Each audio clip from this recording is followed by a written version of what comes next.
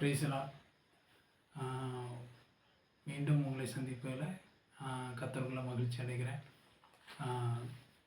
இன்றைக்கி நான் எதை குறித்து சொல்ல போகிறேன் அப்படின்னா, நம்முடைய நித்தியத்தை தீர்மானிக்கக்கூடியது என்னது? நம்முடைய நித்தியத்தை தீர்மானிக்கக்கூடியது நம்முடைய சுபாவம் தான். நம்முடைய சுபாவம் தான் நம்ம யார் அப்படிங்கிறத தீர்மானிக்கும். நம்ம எதை விரும்புகிறோமோ அதை கிரியையில் செய்ய ஆரம்பிப்போம். எதை செய்கிறோமோ அதனுடைய பழக்க வழக்கமாக மாறும். நம்முடைய பழக்க வழக்கமாக மாறுறது நம்முடைய சுபாவமாக மாறும். எடுத்துக்காட்டுக்கு ஒரு சின்ன ஒரு எக்ஸாம்பிள் சொல்கிறேன். என்னென்னா, ஒருத்தங்க கோவப்படாமல் இருப்பாங்க. இன்னொருத்தங்க வந்து அவங்கள ஏதாவது பேசி ஏதாவது பண்ணிக்கிட்டே இருப்பாங்க. அப்போ அவங்க ஒரு டைம் என்ன பண்ணுறாங்க, கோவப்பட்டு அவங்கள்ட்ட ஏதோ ஒரு வார்த்தை சொல்லிடுறாங்க. அவங்க உடனே நினச்சிடுறாங்க, கிளம்பி போயிடுறாங்க. அப்போது அவங்களுடைய மனதில் என்ன தோணுன்னா, நம்ம கோவப்பட்டனால அவங்க போயிட்டாங்க, இந்த மாதிரி ஏதாவது பண்ணால் மறுபடியும் என்ன செஞ்சிட வேண்டியதான், கொஞ்சம் கோவப்பட்டுற வேண்டியதான். அப்போது மறுபடியும் யாராவது பண்ணும்போது இவங்க கோவப்படுறாங்க, அந்த வார்த்தையை நிமித்தம் அவங்க போயிடுறாங்க.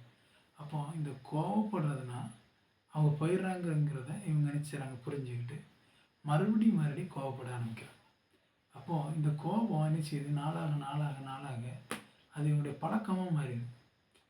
அப்போது இந்த பழக்கம் ஆட்டோமேட்டிக்காக சுபாவமாக மாறிடும்.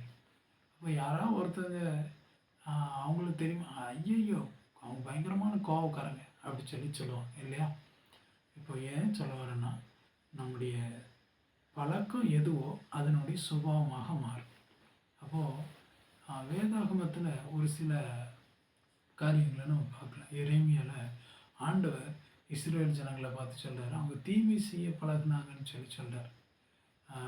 அதே எரேமியாவில் ஆண்டு சொல்கிறாரு, அவங்க ஆண்டவருடைய சத்தத்துக்கு சிறு வயதிலிருந்தே என்ன செய்கிறாங்க, கேட்குறத என்ன செய்கிறாங்க, தவிர்க்கிறவங்களாக இருந்தாங்கன்னு சொல்கிறாங்க. அதுக்கு பழகுனாங்கன்னு சொல்லி அவங்களை குறித்து சொல்கிறார். அதே எரேமியாவில் சொல்லும்போது அவங்க பொய் பேச பழகுனாங்கன்னு சொல்லி ஆண்டு சொல்கிறார். பேதுரு தன்னுடைய நிருபத்தில் 2 பேதுருவில் இப்படி சொல்கிறாரு, பிசாசின் பிள்ளைகளை குறித்து பேதுரு இப்படி சொல்கிறார், அவங்க பொருளாசைக்கு பழகினாங்கன்னு சொல்லி என்ன செய்கிறாரு, அவங்கள குறித்து சொல்கிறார். அப்போது இப்படிப்பட்ட பழக்க வழக்கங்கள் நிறைய வேதாகமத்தில் நான் பார்க்குறேன். இது என்ன செய்யணும், நாளாக இந்த பழக்க வழக்கங்கள் அவருடைய சுபாவமாக மாறுங்கிறத நான் சொல்லுவார். அப்போது நம்ம எப்படிப்பட்டவங்களாக மாறணும், வேதனம் எப்படிப்பட்டவங்களாக மாறணும்னு விரும்புது அப்படின்னு சொன்னால், பவுல் சொல்கிறாரு எபிரேயரில், இந்த பால் குடிக்கிற குழந்தைகளை குறித்து பவுல் குடிச்சு அவங்க நீதியின் வசனத்தில் பழக்கம் இல்லாதவர்கள்னு சொல்கிறார். அப்போ நம்ம ஒரு ஆவிக்குரிய அனுபவத்தில் ஆவிக்குரிய ஜீவியை செய்கிறவங்களா இருக்கிறோம், நம்ம ஒரு வளர்ந்த நிலையில் இருக்கிறோம். அப்போ நம்ம என்ன செய்யணும், இந்த நீதியின் வசனத்தில் பழகுகிறவர்களாக இருக்கணும். அடுத்தது உபாகமத்தில் எப்படி எழுதியிருக்கு, ஆண்டவருக்கு பயந்திருக்க பழகணும்னு சொல்லி எழுதியிருக்கு.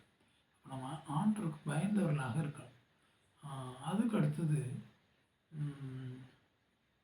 தீத்துவுக்கு பவுல் எழுதும்போது இப்படி சொல்கிறார், நற்கிரியை செய்ய பழகணும்னு சொல்லி சொல்கிறார். யோபுடைய சகோதரர் யோபுடைய சிநேகிதர் யோபுவுக்கு என்ன செய்கிறார், அவரோடு நெருங்கி பழகணும்னு சொல்லி சொல்கிறார். ஆண்டரோட நெருங்கி பழகி சமாதானமாகிறோன்னு சொல்கிறார்.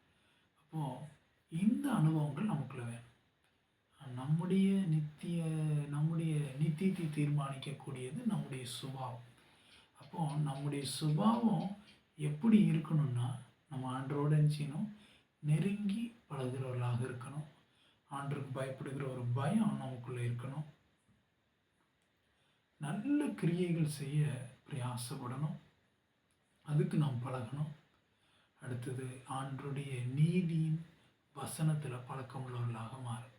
இப்படி மாறினா நம்முடைய நித்தியம் ஆண்டரோடு இருக்குங்கிறதுல எந்த ஒரு சந்தேகமும் இல்லை.